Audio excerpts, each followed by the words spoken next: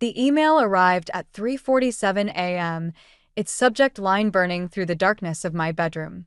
Your husband's auto shop isn't what you think. I'd been doom scrolling through crypto forums, unable to sleep after another tense family dinner, when the notification popped up. My name is Elise, and until that moment, I thought I understood what kept me awake at night. Usually, it was watching market trends or worrying about our next mortgage payment. Not this time. The anonymous message was brief but devastating. Check the shop's financial records from the past 6 months. Pay attention to transfers to MC Holdings. Your sister-in-law Marissa isn't funding her lifestyle with her yoga instructor salary. My hands trembled as I read it again. The writer knew too many details to be random spam. MC Holdings, it had to be Marissa's initials. The same Marissa who'd shown up to dinner earlier wearing a new Cartier watch, claiming it was just a little treat for herself. I glanced at Caleb, sleeping soundly beside me. His face looked younger in the blue light of my phone, almost innocent. The same face that had tensed up when I'd asked about the shop's finances last week. Everything's fine, Elise, he'd said a little too quickly. Business is steady. Stop trying to micromanage everything. But something wasn't adding up. Marissa's expensive tastes had always been a source of family tension, but lately, they'd become ridiculous. Designer clothes, luxury vacations, that watch, all while supposedly living on a yoga instructor's income. I opened my laptop, the screen's glow casting shadows across our bedroom wall.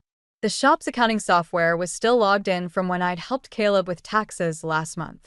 My finger hovered over the keyboard as doubt crept in. Did I really want to know? Some truths can't be unknown once discovered. The cursor blinked, waiting for my decision. Behind me, Caleb shifted in his sleep, mumbling something about timing belts. I took a deep breath and started typing, knowing that whatever I found would change everything. Sometimes the biggest betrayals start with the smallest suspicions. I just didn't realize how deep this one would go. Lorraine's dining room felt smaller than usual tonight, cramped with unspoken accusations and the overwhelming scent of her signature pot roast. I'd spent the whole day analyzing the shop's financial records, and now, watching Marissa twirl her new watch under the chandelier light, my stomach churned with each flash of diamonds. "Oh, you should see the boutique in Milan where I got this," Marissa gushed, directing her words at Lorraine. "They treated me like absolute royalty." Milan. I couldn't stop myself. "I thought you were just in Phoenix for a yoga retreat." The silence that followed was deafening. Caleb's fork scraped against his plate, a harsh sound that made me wince.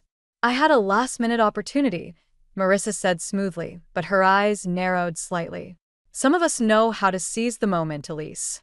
We can't all be stuck behind spreadsheets all day." Lorraine jumped in, her voice wavering. "The roast is getting cold." "Caleb, honey, would you like more potatoes?" "The shop must be doing really well," I pressed, ignoring the warning squeeze Caleb gave my knee under the table. "International shopping trips, designer watches. It's quite a change from last year." Marissa's perfectly manicured nails drummed against her water glass. "What exactly are you implying?" "Nothing," Caleb cut in. "Elise is just tired from work. Aren't you, honey?" I met his gaze, searching for any hint of guilt, any crack in his facade. But his eyes were steady, almost challenging. The same look he'd given me this morning when I'd asked about the MC Holdings transfers. "Actually," Lorraine interrupted, her voice suddenly bright with forced cheerfulness, "I've been meaning to show you all something in the attic. Some old family photos I found." "Mom," Marissa sighed, "nobody wants to look at dusty old pictures right now." But I caught something in Lorraine's expression, a flicker of knowledge, maybe even fear, before she looked away. She knew something. The anonymous email sender had mentioned family secrets, and suddenly I wondered just how deep they went. "I'd love to see them," I said, watching Marissa's face carefully. "Especially any from when the auto shop first opened." The watch glinted again as Marissa's hand tightened around her fork. "Some things," she said quietly, "are better left in the past." The mortgage refinancing notice lay on our kitchen counter like a loaded gun. I'd found it buried under a stack of mail while searching for more financial records. Our house, My dream home with a garden I'd spent 3 years cultivating had been used as collateral for a loan I'd never known about. It was for the shop, Caleb said, his voice steady, but his hands fidgeting with his coffee mug. We needed new equipment. $200,000 worth? My voice cracked. Without telling me, the morning sun streamed through our kitchen windows, casting shadows that made Caleb's face look hollow. You don't understand how business works, Elise. Sometimes you have to take risks. Risks? I slapped the refinancing papers.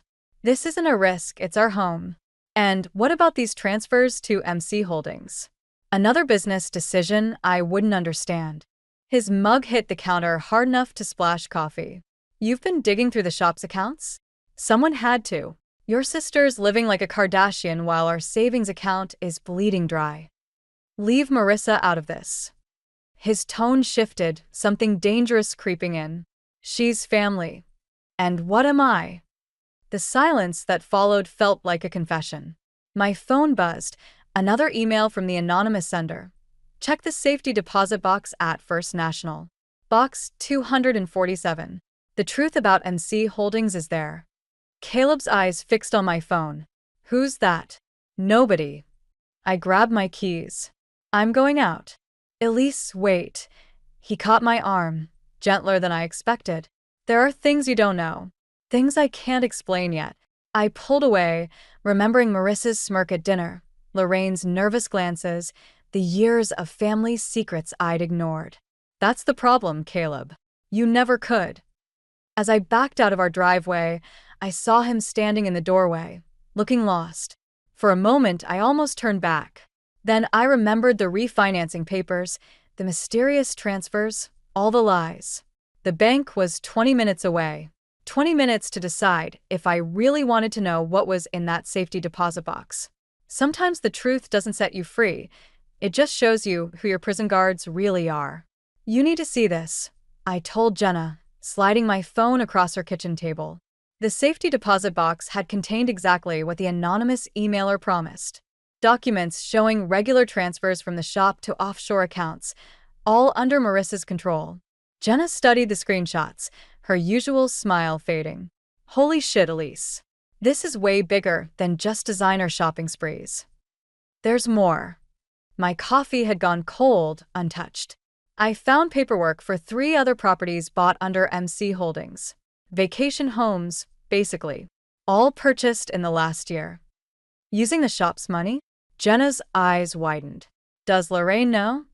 The question hit harder than I expected. I don't think so. But she's been acting strange lately, especially when Marissa starts talking about her trips. And Caleb, my hands shook as I pulled out the refinancing papers. He's been helping her. Our house, everything we've built. He put it all on the line for her schemes. Jenna reached across the table, steadying my trembling fingers. Have you considered that maybe? A text notification cut her off. Marissa's name flashed on my screen. Lunch tomorrow? Just us girls. We need to talk about family loyalty. She knows, I whispered. Somehow she knows I was at the bank. Don't go, Jenna said immediately. This isn't about family loyalty. It's about control. But another text followed. Mom's not doing well. The stress is getting to her. Would be a shame if things got worse. The threat was clear, even through the casual tone. I remembered Lorraine's pale face at dinner, the way her hands shook when serving dessert. I have to go, I said. But first, I need you to do something for me. I pulled out a USB drive. This has copies of everything. If anything happens. Nothing's going to happen, Jenna interrupted, but she took the drive. Just keep it safe. And if you don't hear from me by tomorrow night, send it all to this email address. I wrote down the contact information for a financial crimes investigator I'd found. Elise, Jenna's voice was quiet. What exactly are you walking into? I stood up, gathering my things. Either the end of their game or the beginning of mine. The emergency family meeting wasn't about Lorraine's health at all. I realized that the moment I walked into her living room and saw Marissa perched on the armchair, like a queen on her throne, Caleb standing protectively beside her. Mom's having memory problems, Marissa announced, her voice dripping with artificial concern. The doctor suggests she might need assistance with her finances. Lorraine sat quietly in her usual spot, hands folded in her lap. But I caught the flash of anger in her eyes. I've already drafted the paperwork, Marissa continued, producing a thick folder. Power of attorney. Just to keep everything in the family, of course. Everything in the family? I couldn't help but laugh. Like the offshore accounts? Or the vacation homes bought with shop money? The room went deadly silent. Caleb's face drained of color. Mom. Marissa's voice turned sharp. See how she's trying to cause trouble? This stress isn't good for your health. Lorraine's hands began to shake. I'm not sick, she said quietly. And I'm not stupid. Nobody's saying that. Caleb jumped in. We just want to protect. Protect what? I interrupted. The family's reputation? Or the money you've been funneling through MC Holdings? Marissa stood up, her designer heels clicking against the hardwood floor. You really want to do this now? In front of Mom? Stop using her as a shield, I snapped. I've seen the documents. All of them.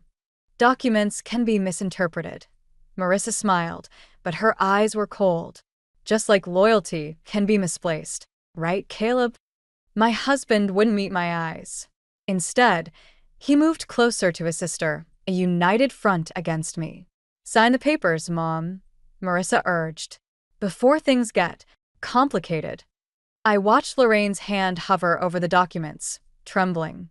In that moment, I saw our whole family balanced on a knife's edge, truth on one side, destruction on the other. Wait, I said, pulling out my phone. Before anyone signs anything, there's something you need to see. Marissa's smile faltered as I pulled up the evidence I'd gathered. Sometimes the only way to save a family is to break it first. These transfers, I said, projecting the documents onto Lorraine's living room wall with my phone, started the day after Dad died. The numbers glowed accusingly in the dimming afternoon light. Every week, like clockwork, the shop's money flowing straight into Marissa's private accounts. Marissa's perfectly manicured nails dug into the leather armchair. You have no idea what you're talking about.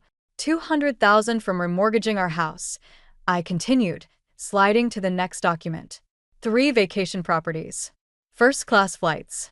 All while the shop's employees took pay cuts. Stop.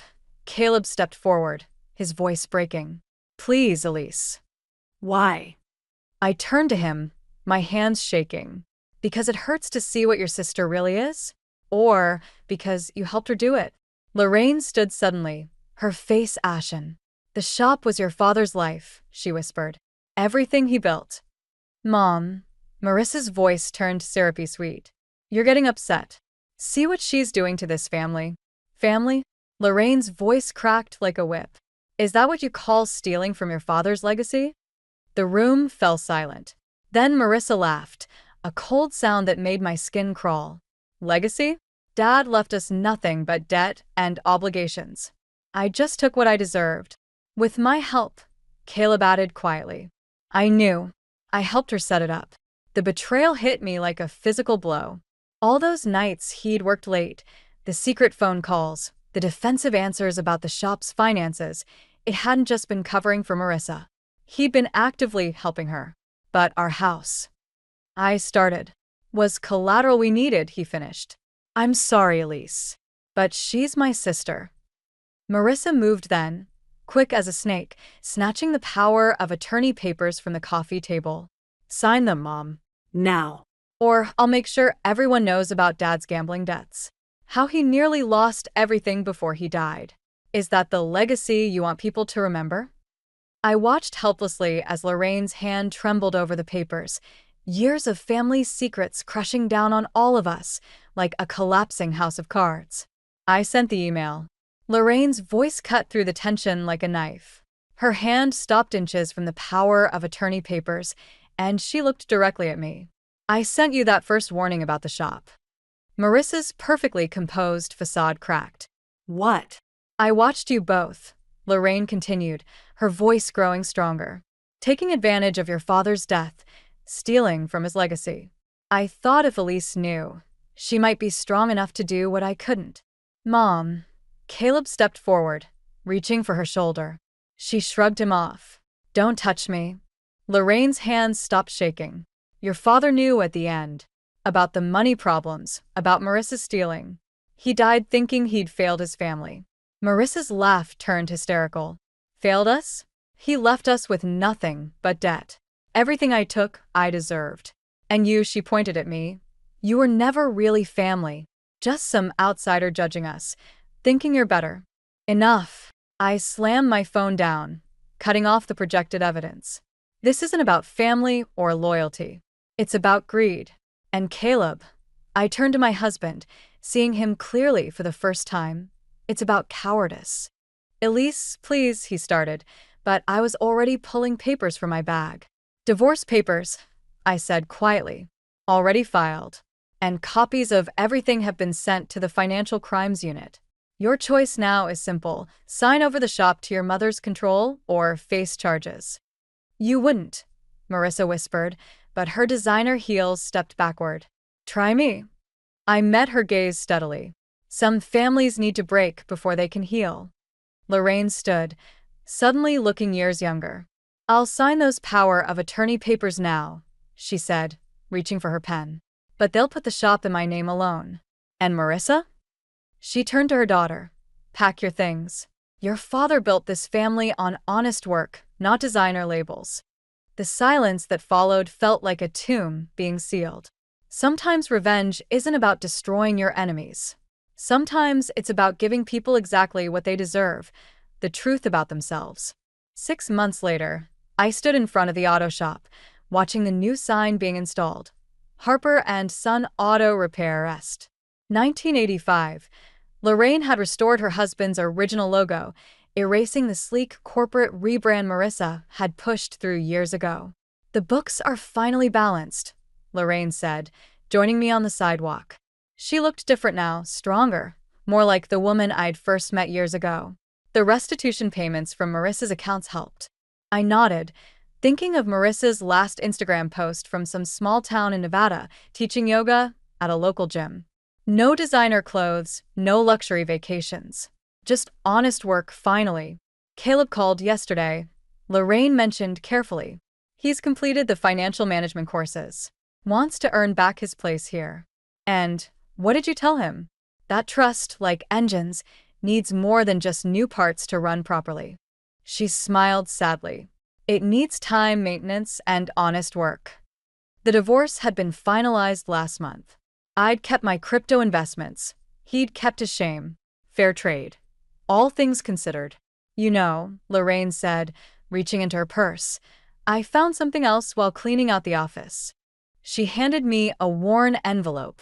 Inside was a photo, me and Caleb on our wedding day, standing in front of the shop. We looked so young, so certain about everything. Turn it over, she urged. On the back, in her late husband's handwriting. Remember, family isn't who you're born to, it's who you choose to become. He would have been proud of you, Lorraine said quietly. Not for exposing the truth, but for giving us all a chance to rebuild from it. I tucked the photo back into its envelope, watching the morning sun glint off the shop's windows. Sometimes revenge isn't about destroying what's broken. It's about clearing space for something stronger to grow. Coffee? Lorraine asked, nodding toward the diner across the street.